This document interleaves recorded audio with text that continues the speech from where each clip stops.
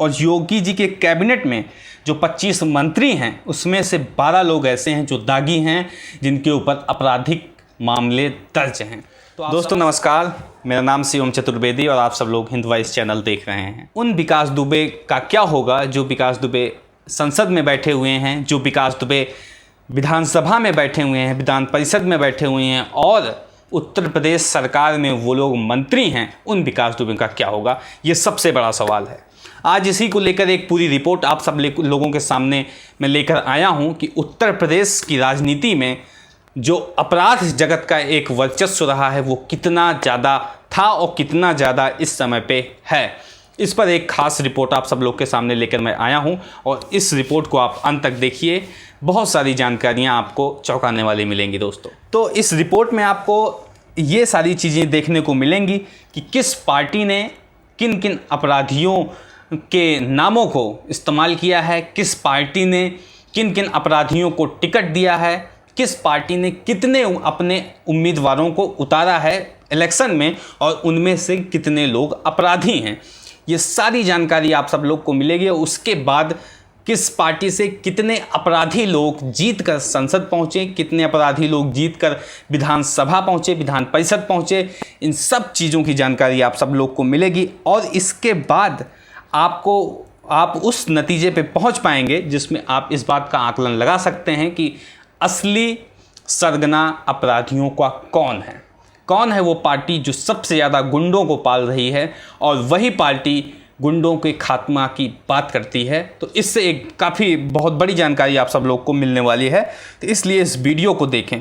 सबसे पहले मैं उत्तर प्रदेश की तत्कालीन स्थिति पे बात कर लेता हूँ और उसके बाद पार्टी वाइज कौन सी पार्टी कितने लोगों को, कितने आपराधिक लोगों को शरण दी, कितने आपराधिक लोगों को राजनीति में लाई, उनको उम्मीदवार बनाया अपना, उसमें से कितने लोग जीते, इन सब चीज़ों पे बात करूंगा। तत्कालीन समय में 403 विधायक में से 103 विधायक उत्तर प्रदेश में ऐसे हैं जिनके ऊपर आपराधिक मामले दर्ज हैं। और जो तत्कालीन समय में 80 सांसद हैं उत्तर प्रदेश में, उसमें से 44 सांसद के ऊपर आपराधिक मामले दर्ज हैं। और योगी जी के कैबिनेट में जो 25 मंत्री हैं उसमें से 12 लोग ऐसे हैं जो दागी हैं, जिनके ऊपर आपराधिक मामले दर्ज हैं।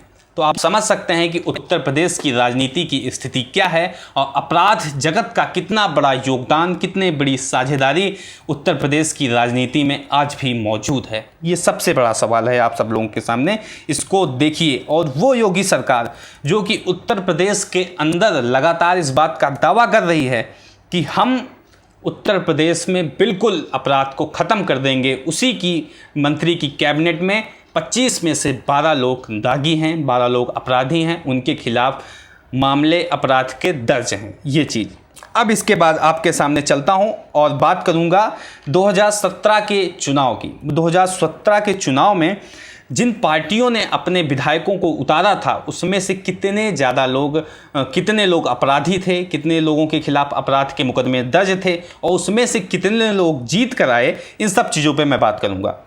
सबसे पहले मैं आपको बता दूं कि बसपा पार्टी 400 उम्मीदवारों को उतारा था बसपा पार्टी ने, जिसमें से 150 लोगों के खिलाफ आपराधिक मामले दर्ज थे। आप ये समझ लीजिए कि 150 लोगों के खिलाफ आपराधिक मामले दर्ज थे।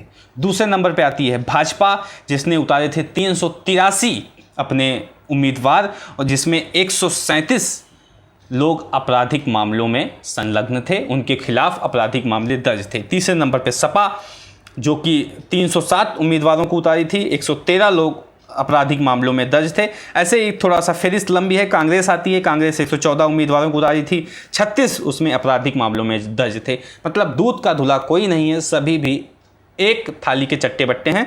आप इस चीज़ को समझ लीजिए। अब अगली जो आपको रिपोर्ट में बताने चल रहा हूँ वो ये होगी, इसमें से कितने विधायक जीते और उस जो जीते विधायक हैं उनमें कितने लोग आपराधिक जगत से आते थे, इस पे मैं सबसे बात करूंगा। 403 जो सीटें हैं उत्तर प्रदेश की, उसमें से 312 विधायक जीत के आए थे भाजपा के, जिसमें से सबसे ज़्यादा 114 विधायक थे जिनके ऊपर आपराधिक मामले दर्ज थे।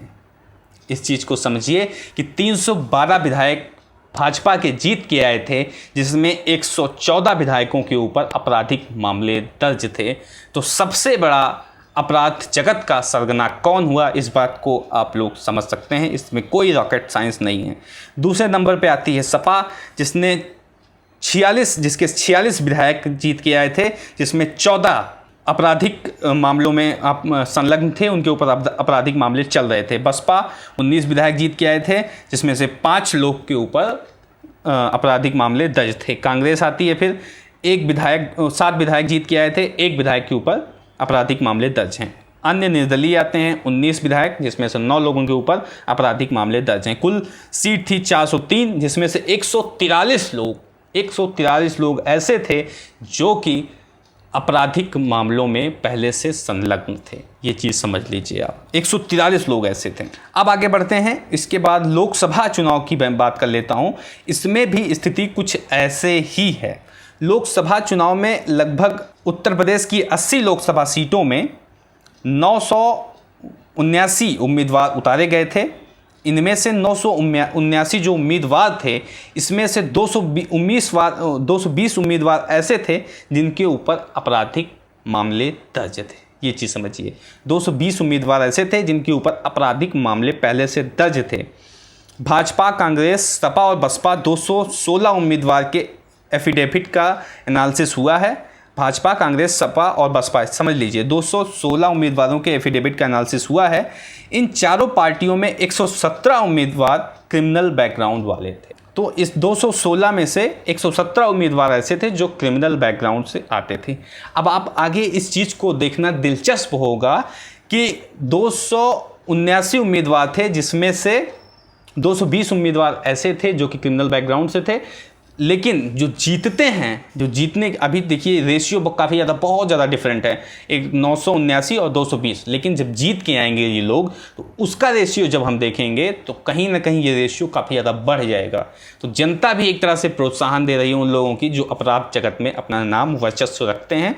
ये चीज़ देखने वाली है। आगे बढ़ते हैं। 77 सांसद उत्तर प्रदेश से लोकसभा चुनाव में जीत के आए थे, जिसमें से 41 विधायकों के खिलाफ आपराधिक मामले दर्ज थे। किस पार्टी ने कितने आपराधिक रिकॉर्ड वाले उम्मीदवार उतारे, इस चीज़ को समझ लीजिए। ये थोड़ा बहुत महत्वपूर्ण है और इस चीज़ को समझने लायक है कि किस पार्टी ने कितने आपराधिक जगत के लोगों को बढ़ावा दिया, उनको प्रोत्साहन दिया और राजनीति में लाके उनके सारे अपराध को धुल दिया। ये चीज़ समझिए।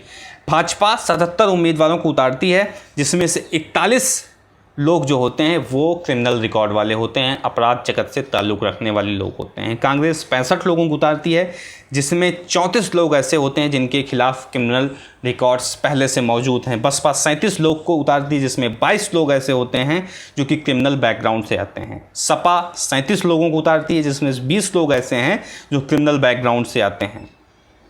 अन्य निर्दलीय 142 लोग उतरते हैं, जिसमें से 103 लोग ऐसे होते हैं जो कि क्रिमिनल बैकग्राउंड से आते हैं। तो ये सारी चीज़ें जो अभी निकल के सामने आ रही हैं, ये कहीं ना कहीं एक तरह से काफ़ी ज़्यादा भयावह है, काफ़ी ज़्यादा डरावना है, काफ़ी ज़्यादा आप ये कह सकते हैं कि राजनीति का जो स्तर है वो कहीं ना कहीं अपराध जगत की दुनिया से होकर निकल रहा है उत्तर प्रदेश के अंदर। और ये उत्तर प्रदेश की जो स्थिति है बहुत ही गंभीर है।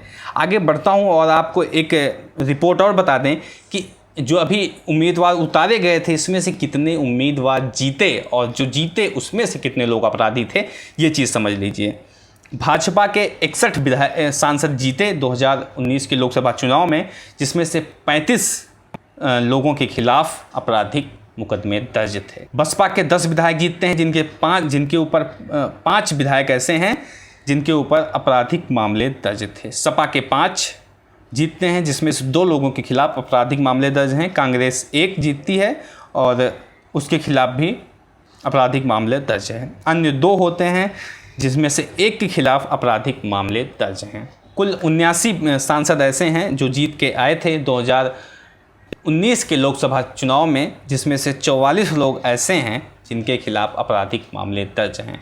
79 लोग ऐसे थे जिन लोग का एफिडेविट एनालिसिस किया गया था, 1 लोग का नहीं हुआ था, उनकी बात नहीं किया जा रही है। 79 लोग ऐसे थे जिनका एफिडेविट एनालिसिस किया गया था, उसमें से 44 लोग ऐसे थे जिनके खिलाफ आपराधिक मामले पहले से दर्ज थे। तो ये एक बहुत बड़ी खबर है और बहुत चौंकाने वाली खबर है कि योगी सरकार जो इस बात का लगातार दावा कर रही थी कि हम अपराध को ख़त्म कर देंगे, अपराधियों को ख़त्म कर देंगे, दरअसल वही पार्टी सबसे बड़ी अपराध जगत की रहनुमा बनी हुई है। आप इस तरह से कह सकते हैं कि योगी सरकार की कैबिनेट में जो 25 मंत्री हैं उसमें से 12 लोग अपराध जगत की दुनिया से ताल्लुक़ रखते हैं। अपराध उनके ऊपर एक क्रिमिनल एक्ट लगा हुआ है। खुद आप देखेंगे, जब इतिहास थोड़ा खंगालेंगे, जानकारी खंगालेंगे, खुद मुख्यमंत्री योगी आदित्यनाथ के ऊपर कई संगीन जुर्मों में उनके ऊपर मुकदमे चल रहे थे मुख्यमंत्री बनने के पहले। तो ये सारी चीज़ें हैं। तो कहीं ना कहीं जो अपराध को बढ़ावा देने की बात है उसमें बीजेपी का बहुत बड़ा हाथ है, बहुत सपोर्ट है, और उसकी वजह से उत्तर प्रदेश के अंदर कहीं ना कहीं अपराध फल फूल रहा है, बढ़ रहा है। और ये कहीं ना कहीं दोगली वाली बात हो जाती है कि उत्तर प्रदेश के अंदर अपराध को ख़त्म कर दिया जाएगा, अपराधियों को ख़त्म कर दिया जाएगा, एक प्लान तरीके से, माइंडसेट की तरीके से, और अपनी पॉलिटिकल दुश्मनी निकालने के लिए केवल उन लोगों का ही इनकाउंटर किया जा रहा है जो कि सरकार के साथ कदम मिला के चलने से परहेज करते हैं। सीधी सीधी बात ये कही जाए तो, और बाकी इसके पीछे इसका और कोई मकसद नहीं है दोस्तों। तो आपको दोस्तों ये खबर कैसी लगी कमेंट बॉक्स में बताएं। साथ ही साथ वीडियो को लाइक करें, चैनल को जरूर सब्सक्राइब करें और दूसरों से भी सब्सक्राइब करवाएं। मिलते हैं इसी तरह किसी और वीडियो के साथ, तब तक के लिए नमस्कार।